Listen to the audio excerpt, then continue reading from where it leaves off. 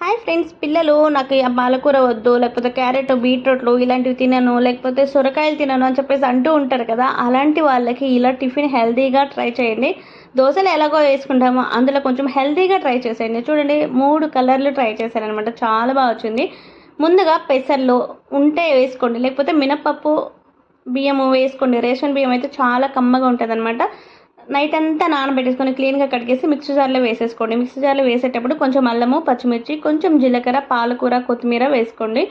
నేను ఇక్కడ పాలకూర వేయట్లేదు, ఇందులో యాడ్ చేసుకోండి ఇంకా టేస్టీగా. ఆల్రెడీ ఒక వీడియో పెట్టాను పాలకూరలో ఎలా దోశలు చేయాలని చెప్పేసి, ట్రై చేసేయండి. పిల్లలు మామూలుగా తినరు కదా ఆకుకూరలు అలాంటివి, ఇలా ట్రై చేసేయండి. అలాగే ఇంకొక దాంట్లో బీట్రూట్ యాడ్ చేసుకోండి, ఇంకో దాంట్లో క్యారెట్ ఇలా యాడ్ చేసుకోండి. 3 కలర్లు వచ్చేస్తుంది కదా చూడండి, క్యారెట్, బీట్రూట్, పాలకూర దోశలు అనమాట. దోశలు వేసేటప్పుడు కొంచెం ఆనియన్, కొత్తిమీర, క్యారెట్ తురిమేసి వేసుకోండి. పెద్దవాళ్ళు తినేవాళ్ళు అయితే, చిన్న పిల్లలకి అయితే ప్లెయిన్వే వేసేసుకోండి. ఇలాగే గుంత పొంగనాలు కూడా ట్రై చేసేయండి. వాళ్ళు కలర్ఫుల్గా ఉందని తింటారు, హెల్తీగా కూడా మనం టిఫిన్ పెట్టినట్టు ఉంటుంది, చాలా టేస్టీగా ఉంటుంది. ఎలా చేయాలో ఫుల్ వీడియో ఆల్రెడీ అప్లోడ్ చేశాను. ఎవరైనా చూడని వాళ్ళు ఉంటే నా టైటిల్ కింద ఉంటుంది అనమాట, లింక్ ఓపెన్ చేసి చూడండి. వీడియోని అసలు లైక్ చేసి షేర్ చేసి సబ్స్క్రైబ్.